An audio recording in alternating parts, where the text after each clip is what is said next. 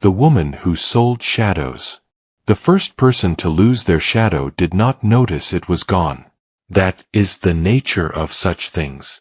We do not mourn what we cannot see. We do not grieve what we have not yet learned to name. And so Asha, the yam farmer's wife, walked through the village of Sokori on the morning after her bargain, laughing with her neighbor, balancing a clay pot on her head, and casting no darkness behind her on the golden earth. The sun was high. The dry season had stripped the sky of clouds. Every man, every child, every goat and chicken threw a bold, solid shadow, long, black, anchored to the heel like a faithful companion. Every shadow except hers. Her neighbor did not notice. The children playing at the well did not notice. Even Asha herself, glancing once at the ground and then away as one does when one is happy, and the sun is too bright and the morning is full of the smell of frying groundnuts, she did not notice. But old Nkosi noticed. He was sitting beneath the great acacia tree at the edge of the market square, as he did every morning, his walking stick between his knees, his eyes still sharp as a hornbill's despite the cloud of age settling over them. He watched Asha pass.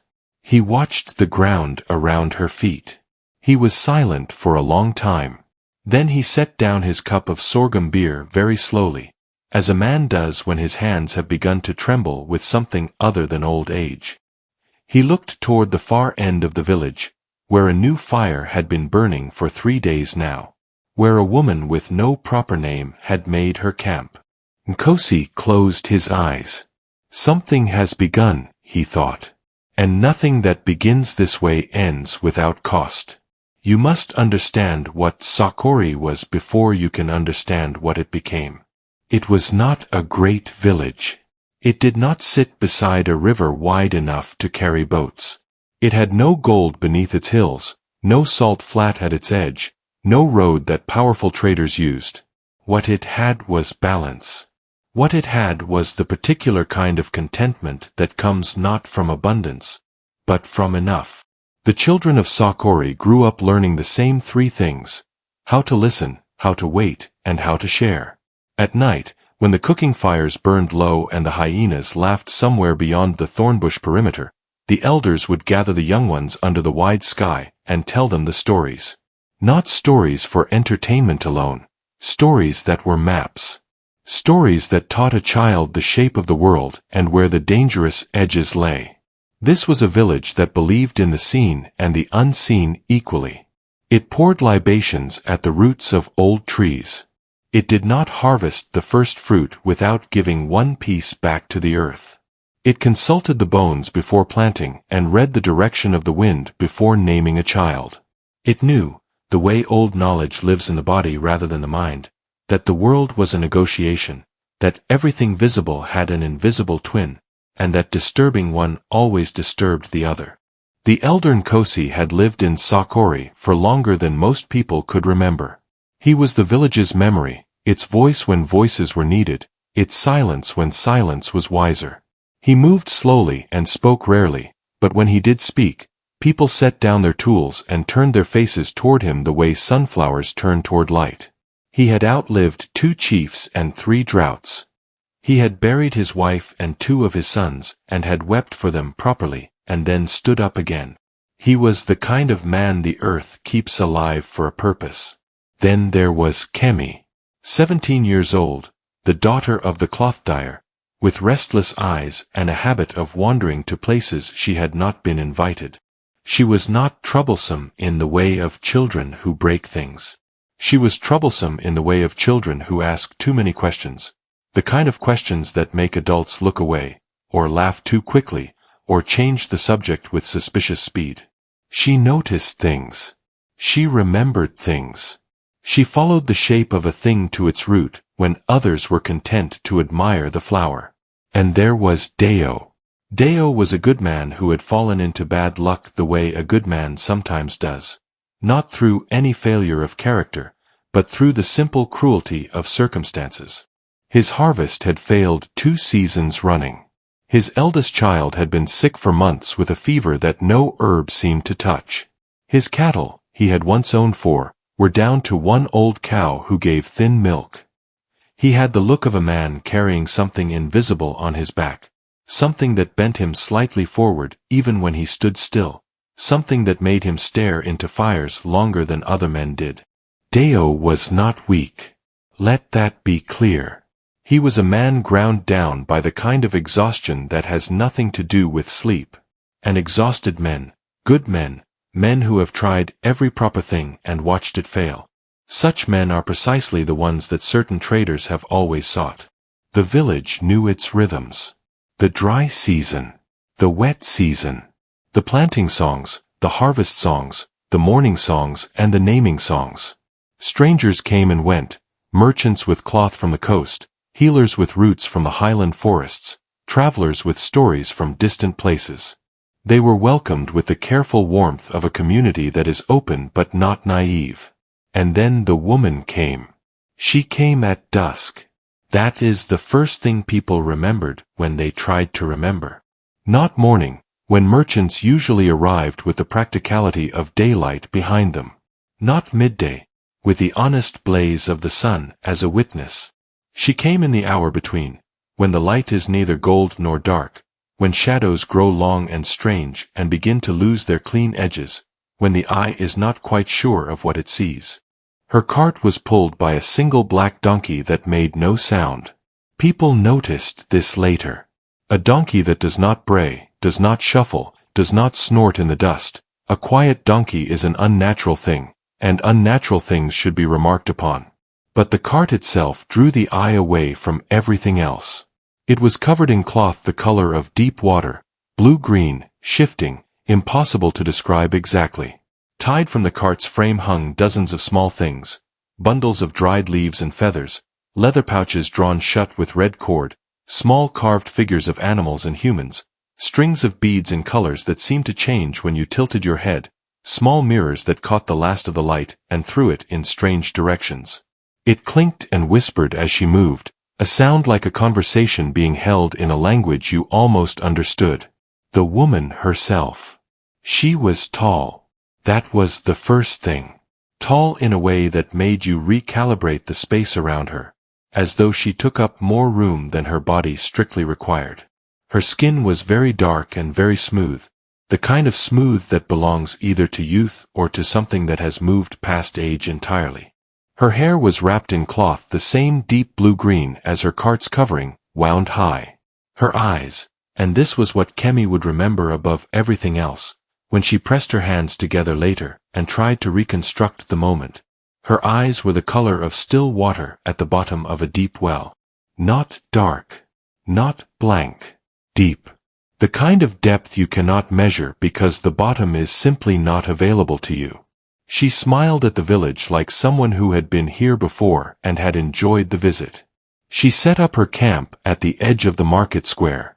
She laid her wares on a cloth on the ground, powders in small gourds, amulets of bone and metal, tiny bottles of liquid that caught the firelight in ways liquid should not, bundles of herbs tied with human hair, carved tokens the size of a fist. She sat behind her display, still as stone, and waited. "I have what you need," she said, to no one in particular, when the first curious group had gathered. Her voice was low and even, the kind of voice that does not raise itself because it does not need to. "What ails you, I can ease. What you lack, I can provide. What chases you, I can turn away. What you have always wanted but been afraid to reach for, I have the means to place it in your hands." People leaned closer. People always lean closer to that sentence. It was old Nkosi who did not lean closer. He watched from the edge of the crowd with his stick between his knees and his eyes narrowed. He had heard words like those before, not from this woman, but from the stories that lived in him, the old stories, the warning maps. He knew the grammar of such promises.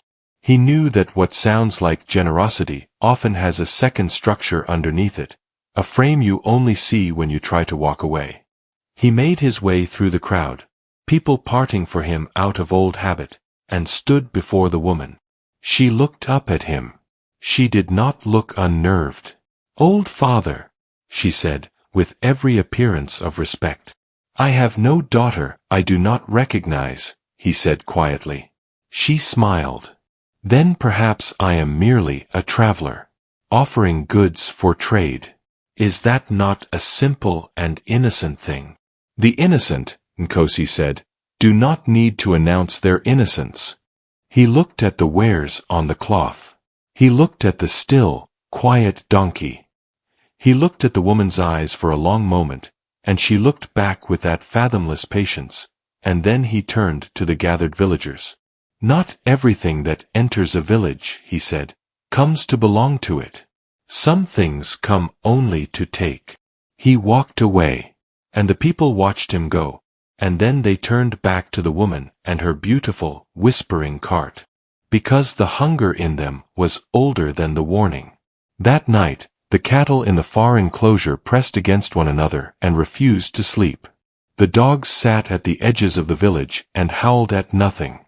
And above the market square, the woman's fire burned a pale blue-white that left no ash by morning. Deo did not go to her that first night. He sat outside his home and listened to his sick child cough inside the walls, a thin, papery sound that had become the rhythm of his heartbeat, the sound against which he measured every failure. He held his hands in his lap and looked at them. These hands had worked. They had planted and carried and mended and built. They had done everything hands are supposed to do, and still the harvests had failed, and still the fever burned in his child's body, and still the old cow gave her thin milk. He went to her on the second night.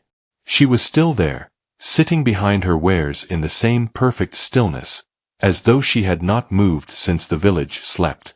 Perhaps she had not. My child is sick, Deo said. He had meant to ask. It came out as a statement, as though his body had given up on the performance of negotiation. I know, she said. Just that. Can you help? She looked at him for a moment. The better question, she said, is whether you are willing to help yourself. She reached into the folds of her clothing and produced a small leather pouch, drawn shut with a red cord that had been knotted exactly 3 times. She set it on the cloth between them. This contains what is needed. The fever will break before morning. Your child will eat by midday. Your harvest next season will not fail. Deo stared at the pouch. And the price. She spread her hands gently. A small thing. A thing you carry with you always but never use. A thing that is yours and yet asks nothing of you. A thing that follows you but serves no purpose. She paused. Your shadow. Deo almost laughed. Almost. But the cough came again through the thin wall of his home, and the laugh died before it was born. A shadow, he repeated. You cannot eat it, she said. You cannot plant with it. It does not warm you or feed your children or heal what is sick. It is simply a shape on the ground. A trick of light. What use is a trick of light to a man with real troubles? It is so easy, in the retelling, to say that Deo should have known, that any wise person would have recognized the trap. But wisdom is a luxury that exhaustion cannot always afford. And the woman spoke the way lies speak when they are their most dangerous, not through falsehood, but through a careful arrangement of truths. He took the pouch. The terms were spoken aloud. She insisted on that. Every word of the exchange had to be said and acknowledged. She explained, because she was a woman of precision, and imprecision caused confusion, and confusion caused suffering, and she wished no one to suffer. Deo agreed and gave his agreement in words, and she nodded once, and the transaction was complete. By morning, his child's fever had broken. By midday, the child was eating.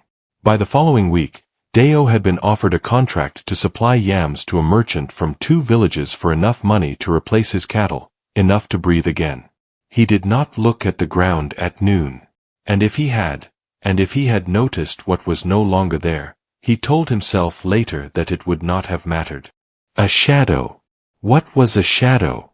But old Nkosi, watching Deo cross the market square that week with the light step of a man newly relieved, looked down at the earth around his feet, and pressed his lips together until they were a single thin line. What follows a man in the light, he thought, is not nothing. It is not nothing at all. Here is the way a fire moves through dry grass. It does not announce itself. It does not wait for permission. It simply finds the next dry thing and the next, and each new burning feeds the burning behind it, and before you have understood what is happening, the whole field is involved, and the fire is no longer a fire you can step around, it is the landscape itself. Deo's reversal of fortune was the first dry blade of grass. Within 3 days of his child's recovery, 4 other villagers had visited the woman's camp. The husband, whose wife had refused him for a year, bought a powder and sprinkled it in the cooking fire, and his wife turned to him that same night with warmth in her eyes. The trader whose debts had been mounting bought a carved token and found that his creditors began, inexplicably, graciously, to allow him more time. The young man who had been overlooked for a position in the next town's administration bought an amulet and was called for an interview the following week. Results. Real, visible, undeniable results. This is the cruelest thing about certain bargains. They work. They work precisely as promised, and they work well enough that the question of cost seems, for a time, purely academic. More villagers came.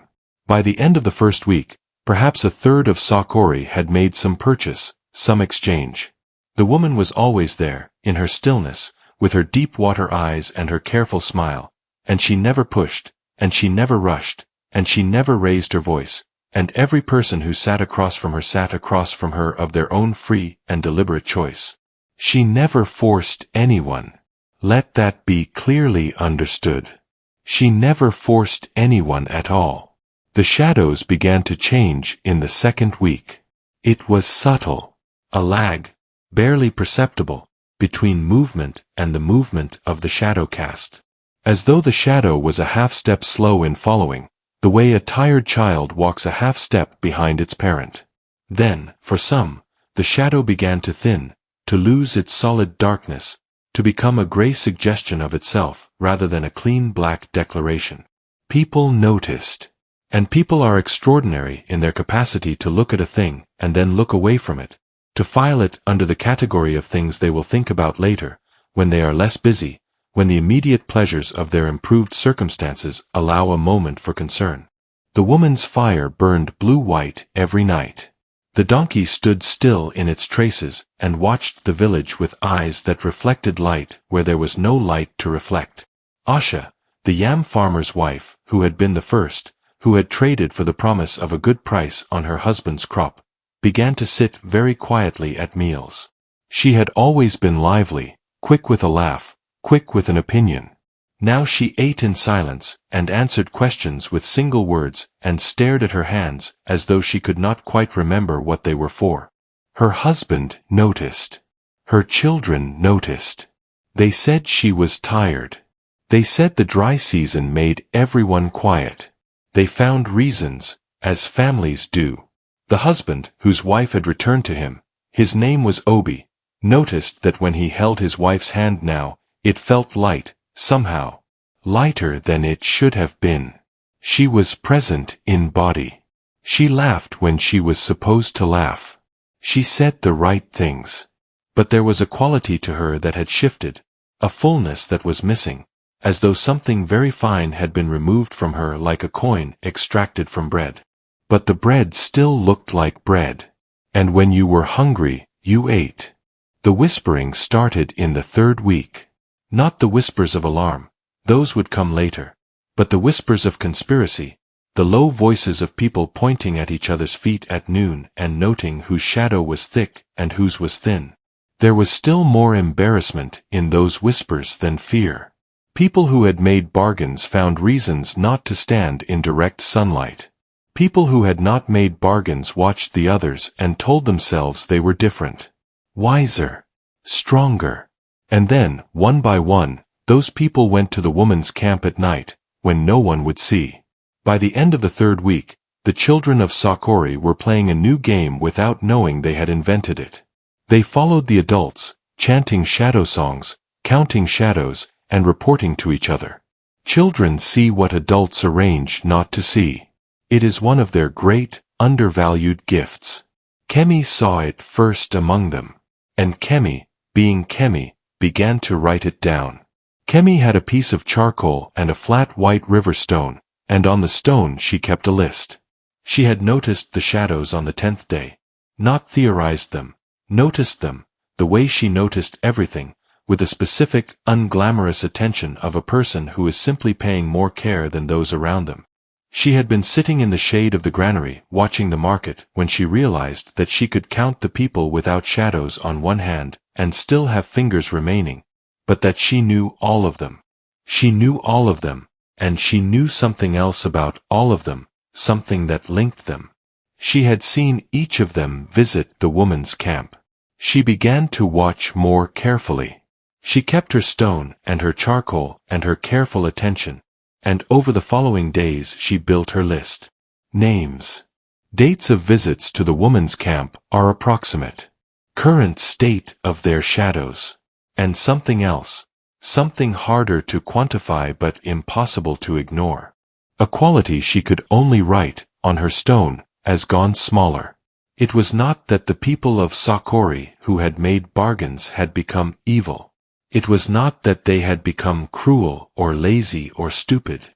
It was more precise than that, and in its precision, it was more frightening. They had become less.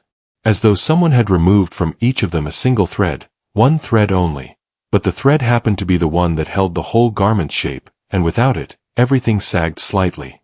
The laugh that used to come from deep in the belly now came from somewhere more shallow. The opinion that used to be held with conviction was now held loosely, reluctantly, ready to be surrendered the moment it met resistance. The walk that used to carry purpose now moved through the world with the careful neutrality of someone who has forgotten where they were going. They were present. But some essential version of themselves had vacated the premises. Kemi went to Nkosi. She found him at the acacia tree, as always, and she sat before him and laid out what she had noticed without embellishment or dramatics, because she had learned from him that the truth speaks for itself if you give it the space to do so. He listened to her completely. He did not interrupt. When she finished, he was quiet for a long time. The morning wind moved through the acacia leaves above them like breathing. "You know what a shadow is," he said at last. "A shape made by blocking the light," Kemi said. "That is what it looks like." I asked what it is. He tapped his stick against the earth.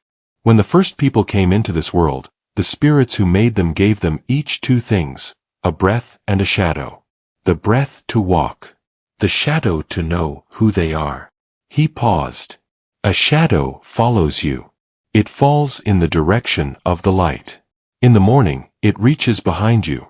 In the evening, it reaches before you. It is never still, never the same twice, because you are never still, never the same twice. It moves as you move. It marks your passage through the world. It says, this person was here. This person stood in this place, and the sun bore witness. Kemi waited. Your shadow, Nkosi said, is your truth. It cannot be controlled, dressed, or positioned. It simply is. A person who smiles when they do not feel like smiling, their shadow does not smile.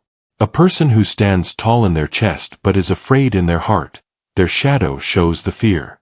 It is the part of you that cannot perform. It is the record the earth keeps of who you truly are. Kemi thought about Asha's empty smile.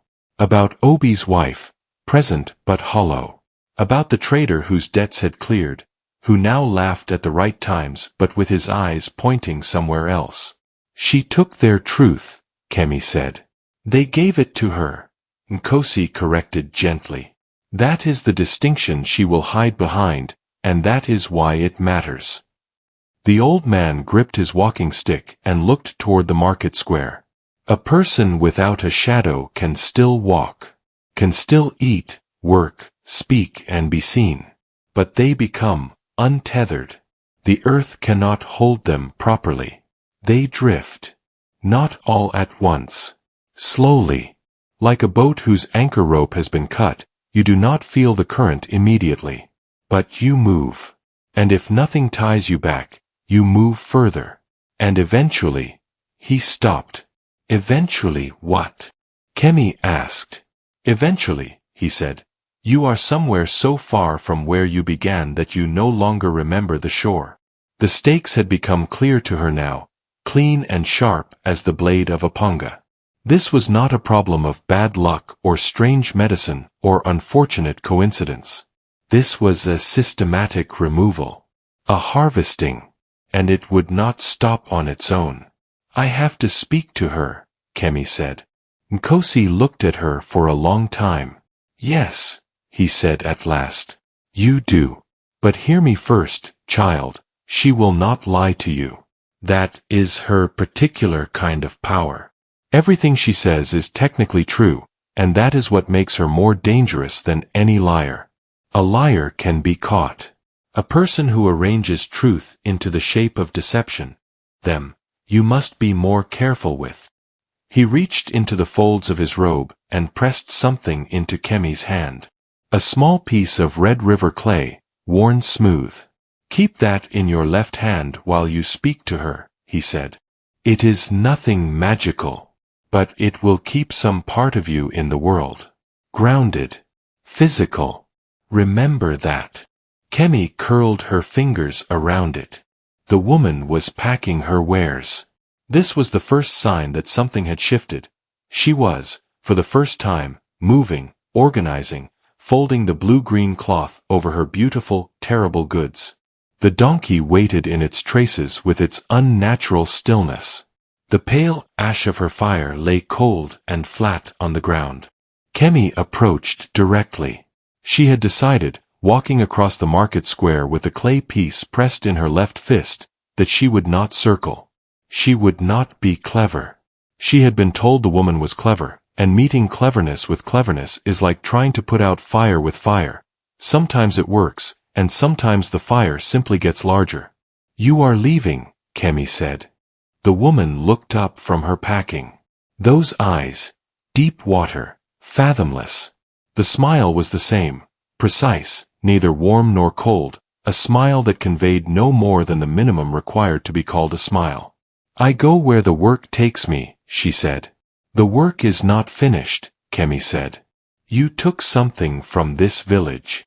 I traded, the woman said. Fairly. Openly. Every exchange was agreed upon in words, out loud, clearly stated. I never deceived anyone. You arranged the truth, Kemi said, and watched the woman's eyes shift. Not much, but enough, the way a still pond shifts when something moves below the surface, like furniture, so that people could not see the room they were really standing in. A silence. The donkey stood. The morning pressed down around them, thick with dust and heat. What is it you want, child? The woman asked. Her voice was still even, but there was something in it now, a quality of assessment, a recalibration. She was looking at Kemi the way a person looks at a problem they had not expected. I want the shadows returned.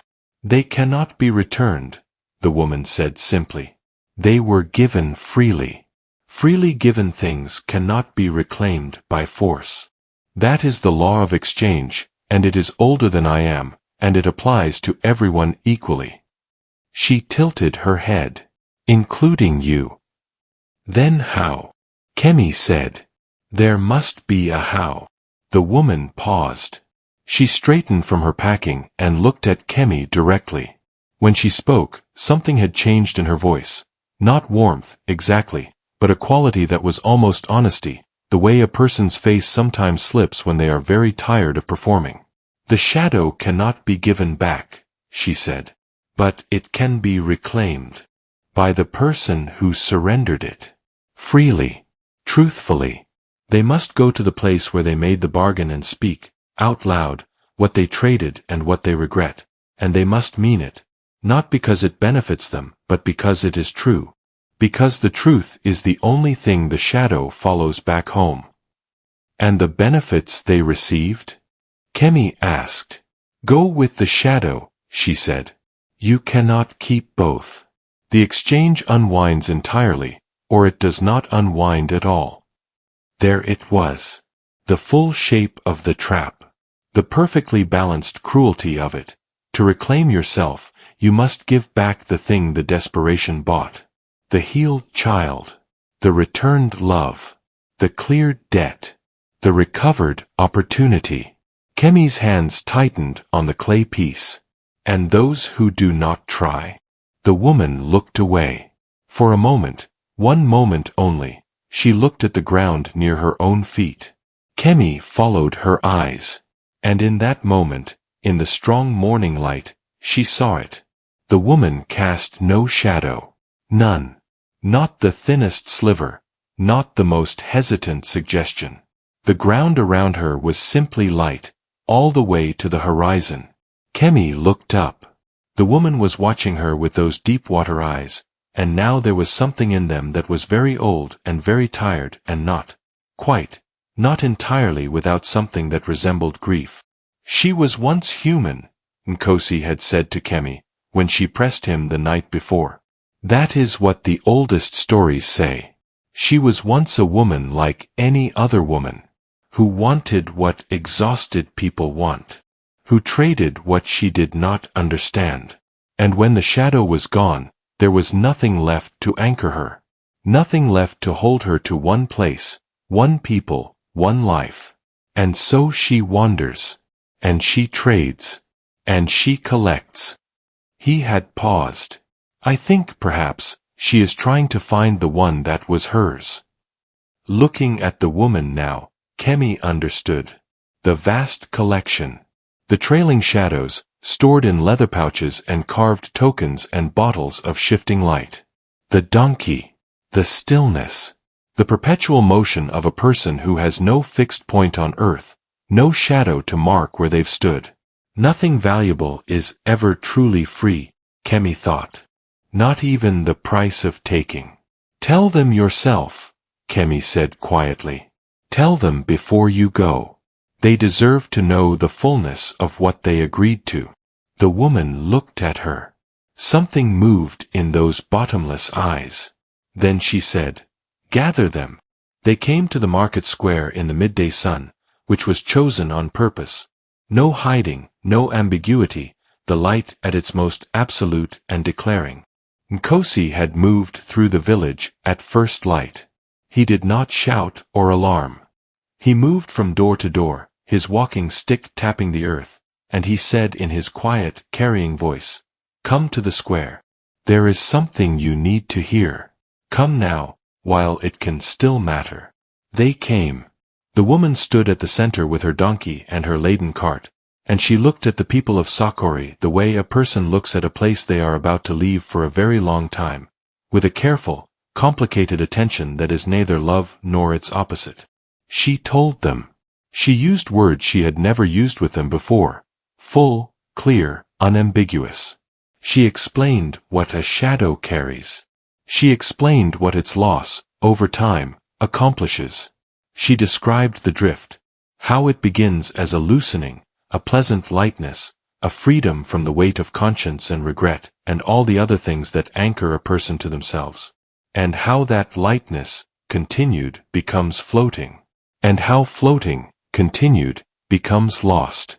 And how lost, continued, becomes something that the old languages had a word for and the new ones didn't, a word meaning a person who has become a place rather than a being. She explained that the exchange could be undone. She explained the cost. The silence that followed was the particular silence of a crowd that has been handed a terrible choice and has not yet decided whether to be angry about it. You took everything, said Obi, whose wife stood beside him, her hand in his, her face a careful mask of presence. You gave everything, the woman said. Calm. Not cruel, just absolutely precise. I only received. We didn't understand, said Asha. No, the woman said. And for a moment, her voice held something that sounded, distantly, like an echo of shame. No. I arranged it so that you would not. That is my part of this. I offer you truth now because this child, She looked at Kemi. Asked me to, and because some things, even I owe. Then she did something no one had seen her do. She sat down on the ground. Cross-legged, like a child, like a very old person, like someone who has been standing too long. She put her hands in her lap. I will not force what happens next, she said. I never force anything. But I will wait. They came forward one by one. Some quickly, without hesitation, driven by the pure animal instinct of people who recognize that they have been diminished and want themselves back. Others stood at the edge of the crowd and calculated. The healed child, the returned love, the restored debt, the recovered position, against the slow leak of self, the careful hollowing. They stood there and measured. Deo came first. He walked to the center of the square and stood in the full noon sun and spoke clearly, into the air, to the earth beneath him and the sky above him, that he had traded his shadow for the healing of his child and the restoration of his harvest. That he regretted the trade, not because the healing had not been real, not because the harvest had not been necessary, but because he understood now what he had surrendered, and he would rather face the original suffering as himself than face any future as a diminished version of himself. He spoke it simply and without theater, the way truth is always spoken when it is real. The shadow came back. It did not arrive dramatically. It did not surge up from the earth or fall from the sky. It simply appeared, there, attached to his heel, solid and black and whole, reaching behind him in the midday light, a small thing, the most ordinary thing in the world, a shape on the ground. Deo looked at it for a long time. Then he sat down where he stood and put his face in his hands, and the sound he made was the sound of a man remembering what it feels like to be entirely himself. But his child's fever had returned that same hour. That is the part of this story that cannot be made comfortable, cannot be softened into instruction without losing its truth. The healing left with the shadow. The cleared debt returned. The husband, whose wife had turned to him again, stood in the square and watched his wife's eyes grow a little more distant as his shadow returned to his feet, and he wept, and he stood it. Not everyone reclaimed their shadow. For people did not come forward. 2 out of fear. 1 out of the calculation she never stopped making. 1. A man named Chitty who had traded for the chance to speak to his dead mother, just once, just one more time, who looked at the ground where his shadow should have been and then looked up and said nothing, and walked away, and was never quite right afterward, and was loved anyway by the people around him, because love is not contingent on completeness. The woman watched all of this. When it was done, when those who would reclaim had reclaimed, and those who would not had made their silent accounting, she stood, and her hands gathered her robes, and she turned to her cart. Kemi stepped forward. Wait, she said. The woman paused. Your shadow, Kemi said. Where is it? Where did you leave it? A long pause. The blue-green cloth caught the noon light. The donkey stood in its traces. Somewhere, the woman said at last, that I cannot find my way back to, because when the shadow leaves, the place it was follows. She clicked her tongue at the donkey. The cart began to move. Wait, Kemi said again. What is your name? The woman did not stop walking, but her voice came back over her shoulder, across the dusty market square, in the full blaze of noon, casting no shadow at all. I used to know. The woman who sold shadows left Sokori before the afternoon fires were lit. Her camp left no mark, no scorched earth where the fire had been, no flattened grass where the cart had rested, no hoofprints from the silent donkey. Only the faintest smell of something dry and sweet and indefinable, the kind of smell you catch and then chase and cannot locate again, that clung to the market square for 3 days and then was gone. The village was changed. That also cannot be softened. Sokori was not the village it had been before she came, and it would not return to being that village, because some things alter the landscape they pass through simply by their passing, the way a great rain changes the shape of the earth even after it is finished. The 4 who did not reclaim their shadows lived among them, and they were cared for, and the care was genuine. But there was something in them, a quality that the village learned to name over time, in the way communities develop private language for private griefs. They called it being at a distance. Chidi was at a distance. Mara was at a distance. You could sit beside them, touch them, call their name and hear them answer, and still feel the gap, the invisible foot of space that no amount of closeness could quite close. They were loved. They were kept. But they were at a distance. And Deo's child was sick again. This is the part of the story that Kemi could not narrate simply, in the years that followed, when people asked her to tell it.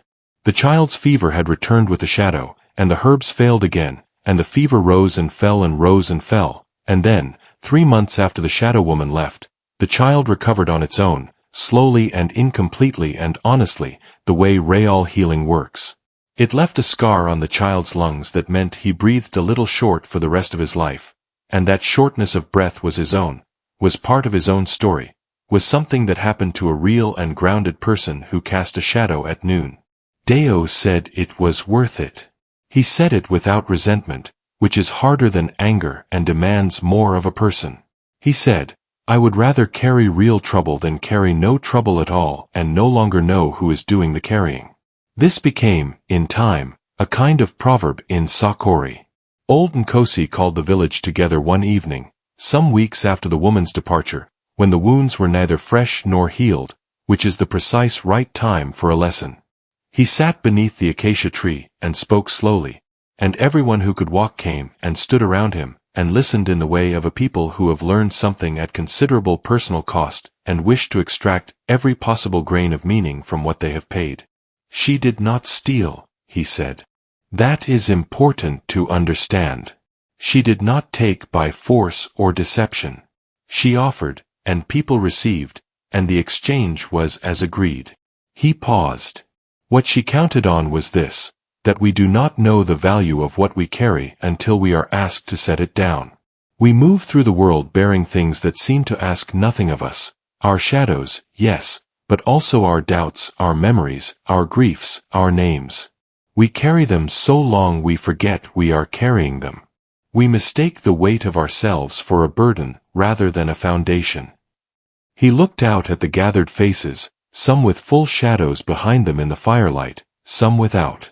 The trader was once like you, he said. She was once a person who sat at a fire and felt the cold behind her and wanted something she could not reach with her own hands. She made a bargain. She did not understand the terms any better than you did. And now she wanders, looking for something she gave away so long ago she has forgotten its name. He let the fire crackle for a moment. That is not only her story. It is a warning about how these stories always end, when no one is willing to stop. Kemi, sitting at his side, looked at the ground around her feet. Her shadow stretched behind her in the firelight, long and wavering, alive with the movement of the flames. It was an imperfect shadow. It shifted. It was never the same shape twice. She had never loved anything quite so much. They built a small marker at the edge of the market square where the woman had camped. Not a monument, nothing celebratory, simply a flat stone pressed into the earth with a single line scratched into it. Old Nkosi scratched it himself with a sharp piece of quartz, slowly and deliberately, while children watched. It read, in the old script, "What follows you in the light is not a small thing." And below that, because Nkosi had always been a man who believed in completion, a person who trades what follows them in the light will one day lose their way in the dark. The seasons came back.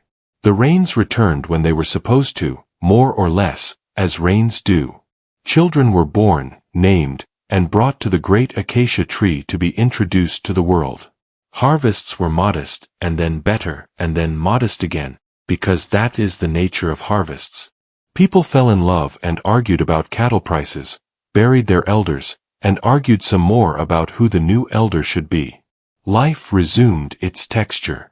But Sokori told the story.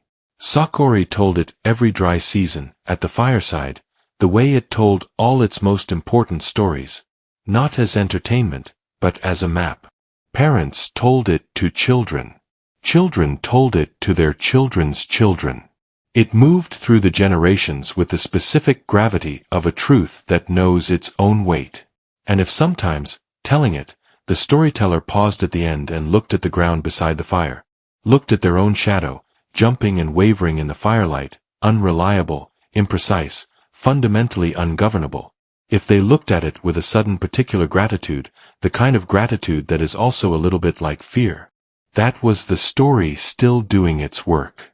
And somewhere on a road between here and the horizon, a woman walks with her blue-green cart and her silent donkey and her collection of shadows that are not hers, looking for the one that is. She has been walking for a long time. The road ahead of her is bright with sun, and the ground beside her feet is simply ground. No mark, no darkness, no declaration. She goes where the work takes her. And the work is never finished. A person who trades what follows them in the light will one day lose their way in the dark. The woman never lied. She never forced a single hand. She only asked for what people did not know they needed, and counted on the fact that we never truly know what we need until the moment we discover it is gone.